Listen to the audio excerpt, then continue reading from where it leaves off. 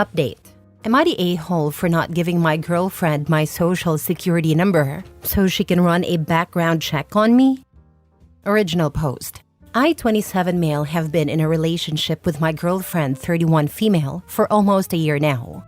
This evening, she sat me down and said she needed to have a serious conversation with me, and then she asked for my social security number. I said absolutely not. Why would you need that? She told me about her ex-boyfriend who was basically living a double life. He had a bunch of criminal charges in his past that he'd never told her about, and eventually exposed her to some sketchy and dangerous behavior before she broke things off after he cheated. I said, okay, thank you for telling me that, but what does that have to do with my social security number? She said ever since then, she's had her friend who works for the federal government run background checks on people to make sure they're safe. And because our relationship is progressing, she needs to know I'm a safe partner for her. So she wants my social security number to check my criminal history. Now, for the record, I don't even have a parking ticket. I'm a nerd and a gym rat. All I do is work, go to school, play Dungeons and Dragons, come home, watch anime, rinse and repeat. So I don't care about the background check. She won't find anything. But I'm not giving out my social security number. I don't feel comfortable enough providing that to her friend. When I said that, she got upset and said I don't understand what women go through and that it's about safety. I admitted she's right. I have no idea what women go through. But that doesn't mean I'm giving my social security number out to a complete stranger. She said he isn't a stranger. He's one of her best friends and married to a close friend of hers. I said, honey, that's great. But I don't know him. I don't trust him because I don't know him. That's my information you're asking for. You can trust him with your personal information if you want, but no one I don't know is getting my social security number or critical details. It's just not happening. She said our relationship isn't going to be able to progress unless I give him my social security number because she needs to know that she's safe. And she's offended that I don't trust her taste in friends. I got up and left at that point and told her I respect her concerns, but her past trauma doesn't give her the right to try and strong-arm me into giving out sensitive information to someone I don't know, just because he works for the federal government and has access to a database. I used to work for the federal government, so I can say from experience, everyone working there isn't some wonderful person. I'm not assuming he is a monster or anything, but just working for the feds doesn't prove anything to me. She called me insensitive and hasn't spoken to me since. Personally, I feel like she was gaslighting me into giving her what she wants, but I'm not sure. Now for the top comments before reading the update. Not the a-hole. Sketchy AF. Is this relationship progress about moving in together or intimacy? It's kinda giving me a long-distance vibes along with scam. Trust your gut. Yeah, it's about moving in together. She's talking about wanting to take the next step in our relationship, which I was cool with until this. At least she dropped her crazy bomb on you before y'all moved in together. She's using real female victim situations to manipulate you into risky behavior. That's really crappy in so many ways. I would honestly break up over this, and I'm a woman too. I've been married to my husband for over 5 years, and we've been together for almost 13 years, with 2 kids ages 11 and almost 9. And he doesn't even know my social security number. I don't know his. We don't know our kids. They're all safe stored in our safe, but we don't use each other's info, and I only use the kids when we are dealing with stuff like healthcare. If she seriously thinks that's the only way for her to be safe with you is to use your personal info for a full background check, there is no trust in your relationship already. Don't give in here. Not the a-hole. I'm a federal employee who does have access to some systems like that in order to locate people. And it is 100% against the law to use them for personal reasons. In fact, we have to try all other reasonable ways to find someone before using these systems. There is something sketchy there. Also, you don't need a social security number to do a background check. A name and address or birth date are enough. Full name with address or a birth date is absolutely enough. I just had a background check completed. I've had them every 5-ish years for the last 20 because I volunteer with children. Some were in-state, some federal. I also have been screened by the government for a permit several times. I have never had to provide a social security number. Sadly, I think your girlfriend may be the criminal, and you may be her long con mark. I just said the same thing. She's up to something. No one's risking their career for this girl. Now for the update. After reading the comments I've been getting over the last few days, I decided to call her on New Year's Eve and give things one last chance, because I'm the type of person that needs to know I did everything I could before I walk away from a relationship. Some people said she had valid concerns, she just went about them the wrong way, which made sense. I told her, I understand and respect your need to ensure your safety, but I'm not willing to potentially compromise my safety to make you feel safe by handing over my social security number to someone I don't know and don't trust. And it's illegal for him to even use a federal database for personal reasons. So that's out. But what I will do is pay for a background check of your choosing, so long as it's legitimate service, and give you the results. I will not be providing my social security number to anyone, but my address, date of birth, etc. are all fair game. She refused and said that she had chosen a background check and that's having her friend do it because she knows that she can trust him. So I said, if that's how you feel and you won't budge, then the issue here is trust. And I'm not willing to stay in a relationship with a woman that doesn't trust me because of some stuff that doesn't have anything to do with me. I'm not paying for another man's sins, and I'm not giving you my social security number because your ex was a criminal. She started crying and asking why I can't understand that it's not about me, it's about her. I said, you made it about me when you asked for my social security number. She got pissed and started accusing me of lying about caring about her safety, saying that if I really cared, that I'd have no problem doing this because I don't understand how vulnerable women are in society. So I said, I was willing to work with you up to a reasonable point, but now you're just trying to manipulate me, and I don't feel safe being with you anymore. Because if this is how you react when you don't get your way about having my social security number, what happens the next time we have a major disagreement or a serious situation come up? Are you going to keep trying to try and get your way, or throw out another ultimatum to try and force me into doing what you want? She started saying that, as a man, I can't understand what it's like to go through life as a woman and have to be afraid, and that this is what she has to do for her safety and security, and I need to just respect that and give her what she needs for her comfort. I said, I tried to compromise. You wouldn't accept it. There's nothing more to say here. And to be clear, I wasn't exactly calm. I have severe anxiety, so this was a really hard conversation for me to have. I was actively pacing around my house, sweating and forcing words out the entire time. Then she started crying and asking about New Year's because we were supposed to spend it with her parents. I said, you should have thought about that before you try to strong-arm me into getting your way. This isn't an and everyone stood up and applauded moment. That's just how things went. I hung up and now we're over. Obviously, I'm hurt, but I'm realizing I dodged a bullet because there's no reason things could have gotten this freaking messy. And before anyone tries to jump me in the comments, again, I offered to pay for the check. She refused because it wasn't the test she wanted. I feel like I made a good faith effort to resolve things.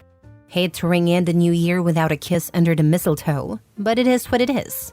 I don't know if she really is that concerned I'm some lunatic criminal, or if she's trying to scam me like a lot of you said. Either way, it's over now. As a woman, I don't understand her need for a social security number. Lol. Good riddance and Happy New Year.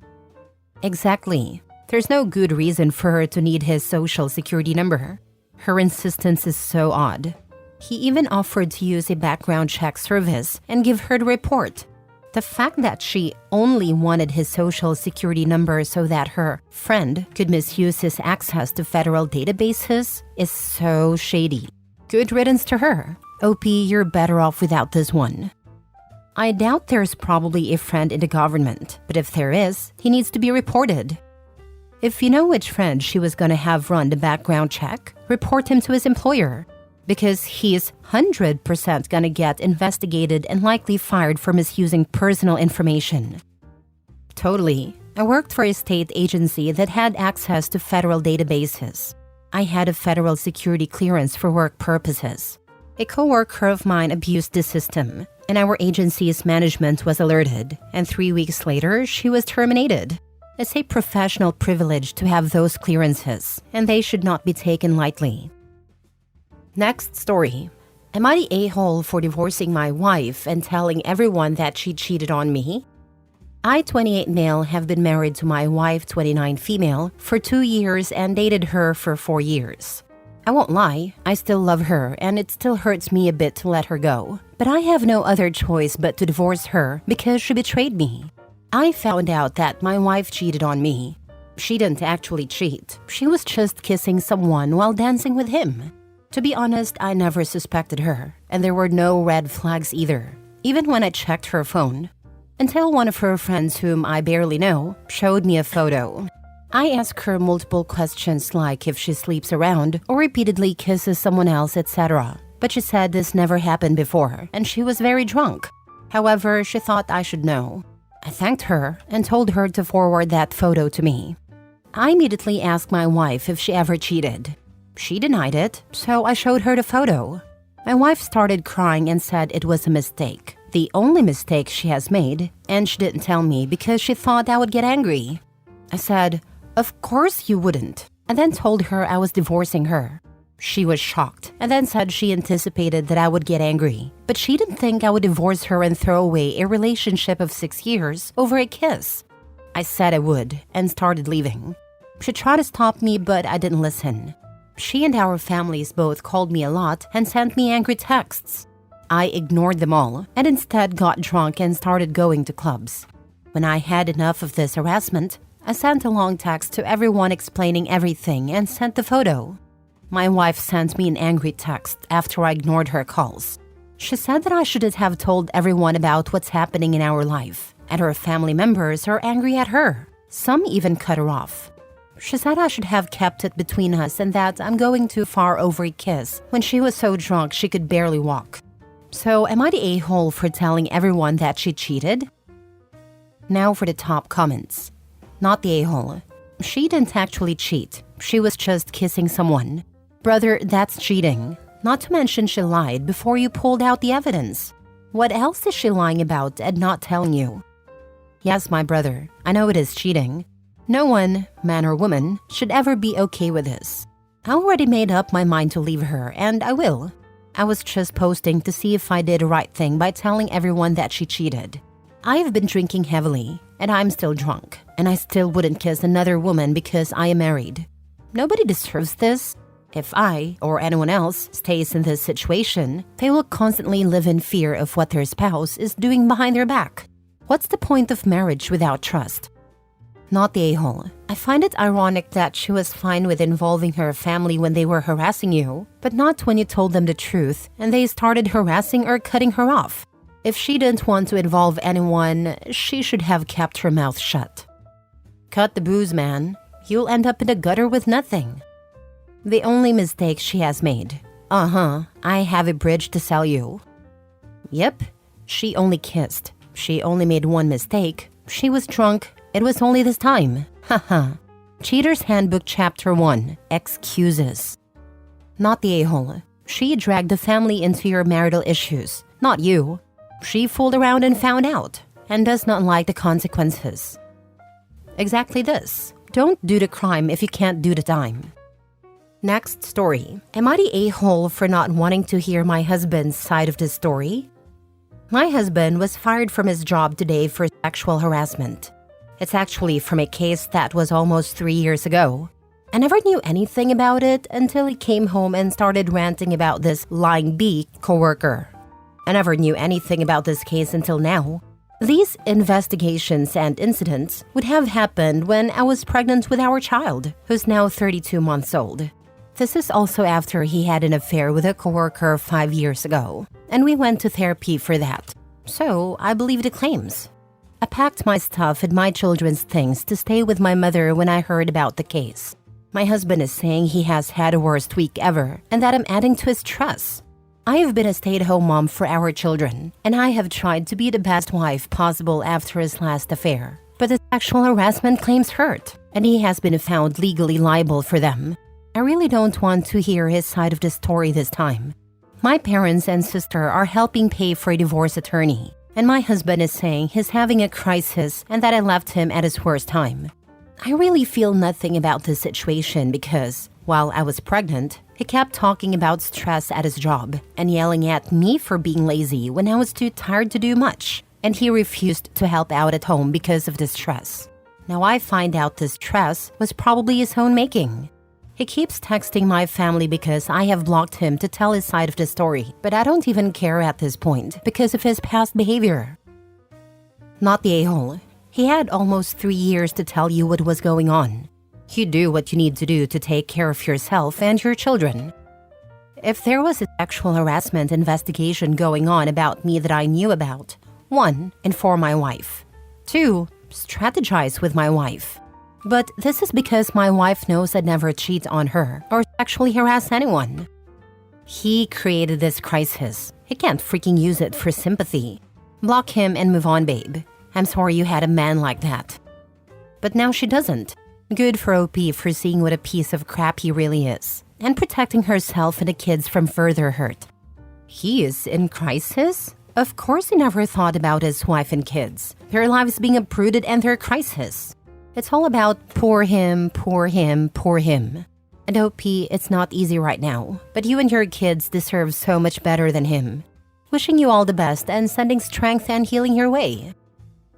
Last story. Am I the a-hole for not getting back together with my ex-fiance for our son's sake? I, 27 male, share a 6-month-old son with my ex, 25 female. While she was pregnant with our son, she accused me of cheating. I wasn't. Gave me back the engagement ring and moved in with her parents. This was about 10 or 11 months ago. Fast forward, I still live in the house I bought when we first found out about the baby. I pay child support and we have joint custody. She still lives with her parents.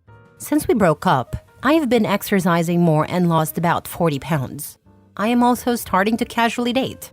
On Christmas Day, we spent it together with my son at my house. It was a fun time. Afterwards, she approached me about maybe us getting back together. Personally, I'm not particularly interested in doing that. I told her I would think about it. I told my sister about the conversation. She thinks I need to give it a try for my son. I think she has a lot of trauma from our parents not being together. I think we are doing fine co-parenting, and being in a relationship just for a kid is a bad idea. She then trauma dumped on me. I told my ex earlier this week that I wasn't interested in getting back together. She cried pretty profusely about it and was quite upset. I am 99% sure I am in the right here, but looking for other perspectives. Am I the a-hole? No, you're in the right. Being in a toxic relationship for the sake of the child is likely worse than your current arrangement. She made her choice when she accused you of cheating and gave back the ring. The ship has sailed. Not the a-hole. Not the a-hole. Your ex has proven that she doesn't trust you, and that makes her untrustworthy in my eyes. It's usually the ones cheating who accuse others of cheating on them. Sounds like her side piece didn't work out, and now wants to come crawling back to the safe, stable, well-off dude that has his act together.